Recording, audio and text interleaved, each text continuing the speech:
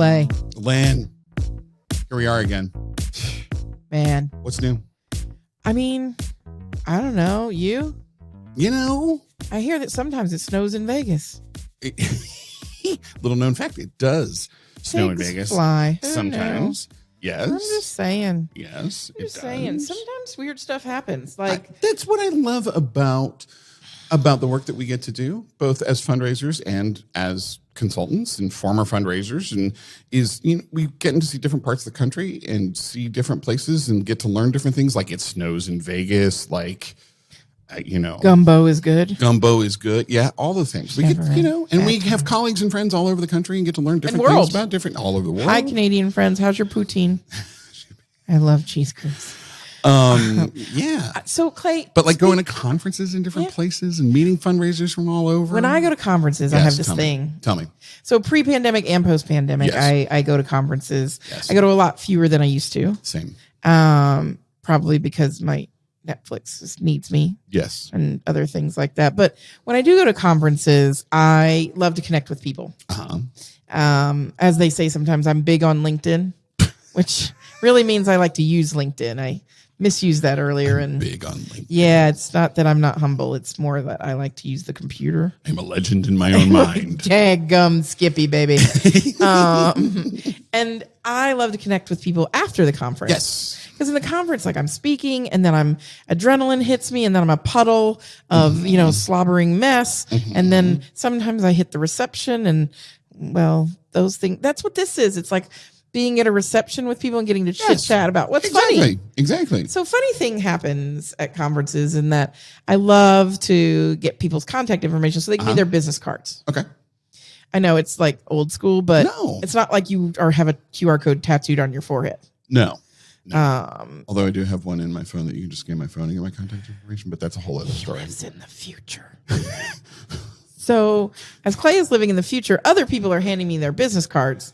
And when I get home or get to a stopping point, I'm like, oh, I can't wait to enter their contact information, my email, make sure they can connect. They get all the valuable resources on my website, donorrelations.com. Shameless. Wow. Hey, some days you got to pay the bills. Wow. And so I have noticed. I'm sure there's a link to it on fundraisingisfunny.com. Not that that's happening at all. What, at fundraisingisfunny.com? Did he say fundraisingisfunny.com? I said fundraisingisfunny.com. I think you did. I did. Good job, Clay. TCBfundraising.com as well. We might as well just round it out, folks. Let's do it. All right. So they give me their business cards, and 9 times out of 10, bless their hearts, as we say in the South. Them. And it's not their fault, but our fundraising, our nonprofit business cards have one thing on there that boggles my mind and one thing that's missing that boggles my mind. Tell me.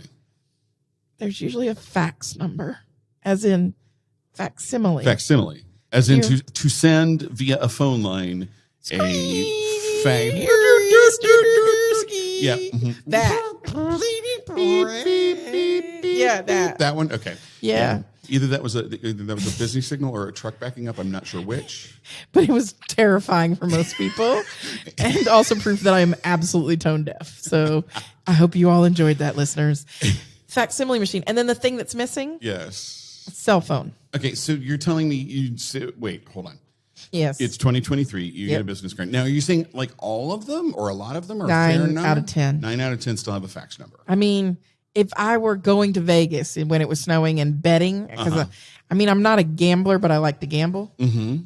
I'd put money on the fact that at least 6 out of 10 have a fax machine. Interesting. And I don't even know if some of our nonprofit employees are old enough to have ever sent a fax. Our friend Julie here. Our friend Julie never sent one. Never used a fax. It's kind of like one time in bank. No, not at bank camp, but one time I was teaching some students and they said to me, "You keep saying hang up the phone. Where are you hanging it?" Nice. And I realized how old I was. Nice. And then I remember the kitchen phone with the really, really long cord that I used to hide in the hallway and talk to my quote unquote boyfriend with. And that these people just slide to hang up their phones. Okay. So keep talking. I'm listening because there's a word for this. Not electric slide, but other kinds of slides. So facsimile machines. Yes. I have not sent a fax for a fundraising purpose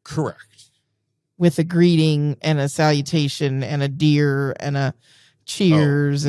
See, this is what's so great, right? This is what's so great about this discussion is there are a few key points where you and I do disagree on things. And the point there is, at least in my mind, is, right, know what works for your audience, know what your organization, and know the data behind it. Because you and I could sit here and quote data at each other all day of studies that support our opinions, right?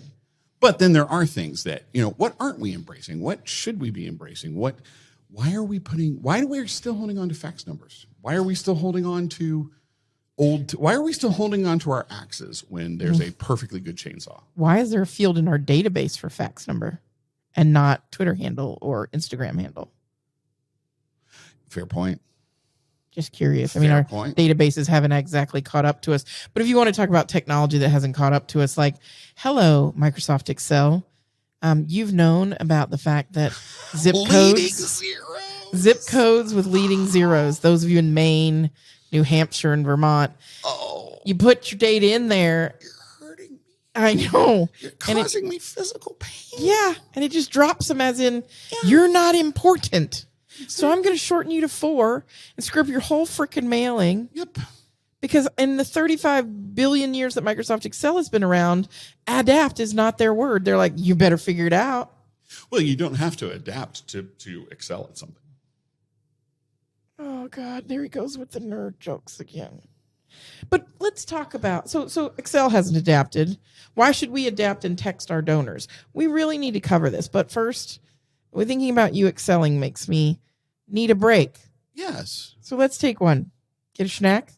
Get a snack, and then we'll come back and talk about cells, but not the cells in Excel. Here he goes again, people.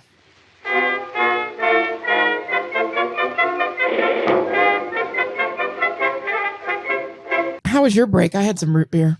I had something wrapped in cellophane. Here he goes again, people. Mr. Can we go? No.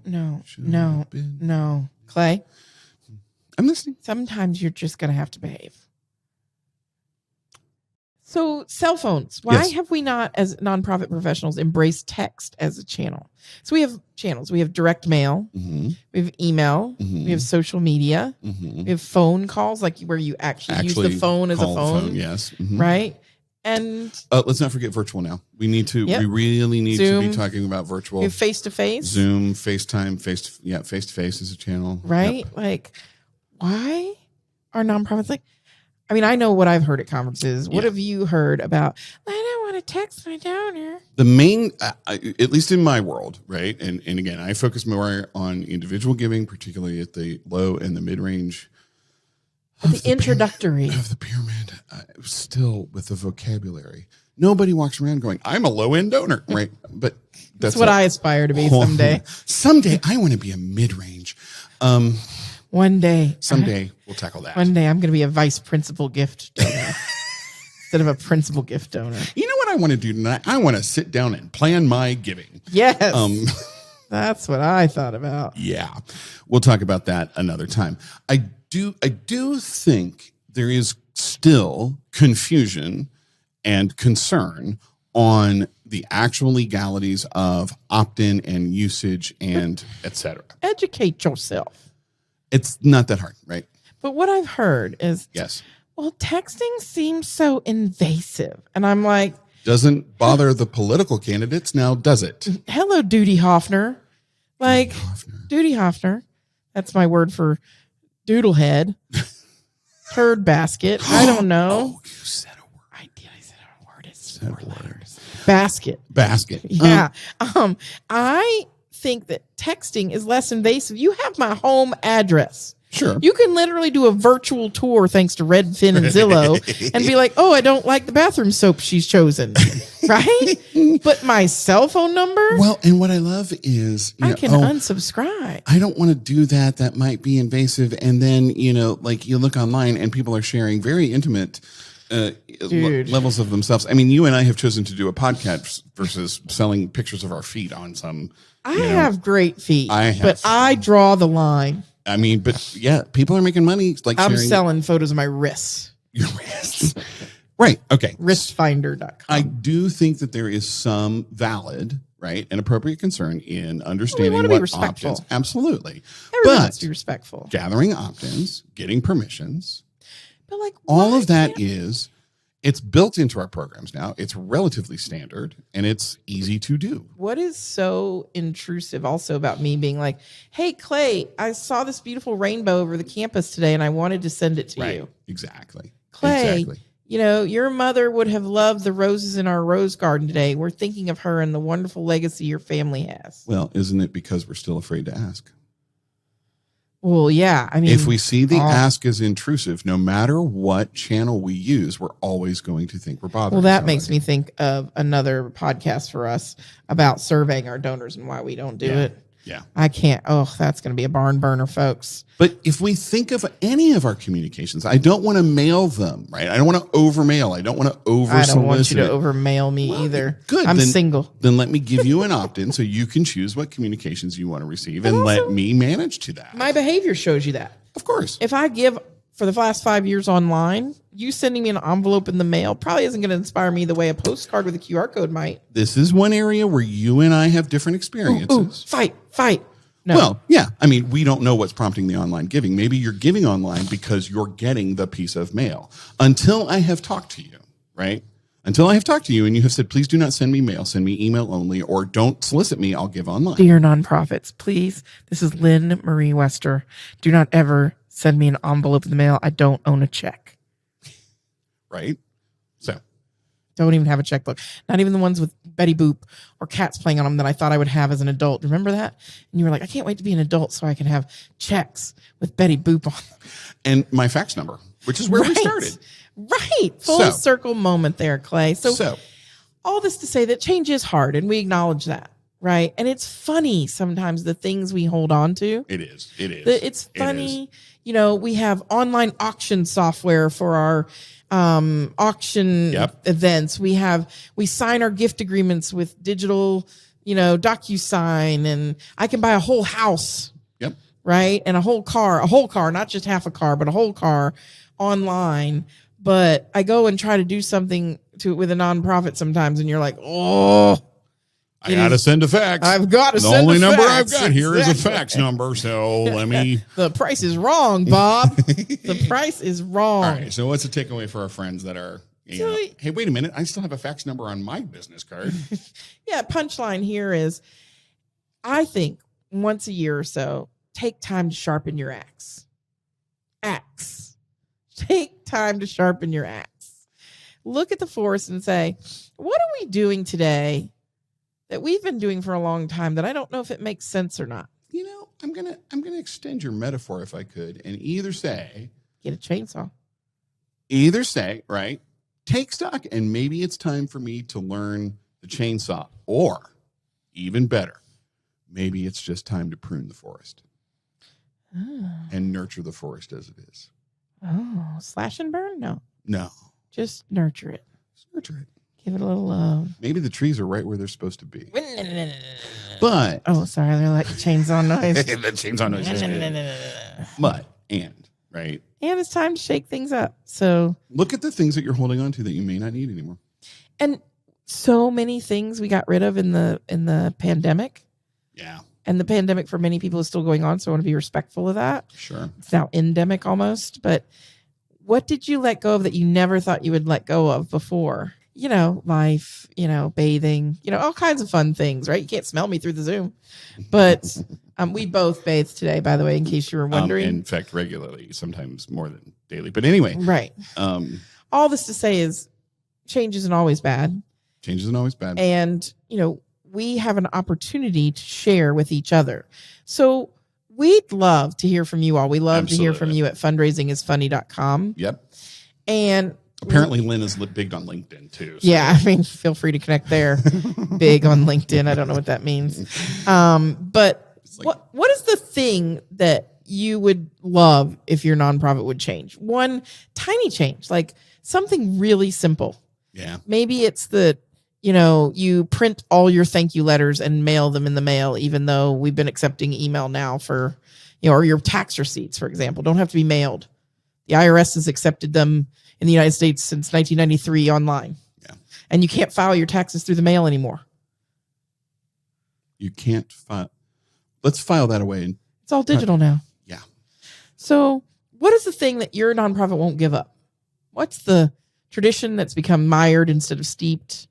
What's the change that you want to make? We'd love to hear from you.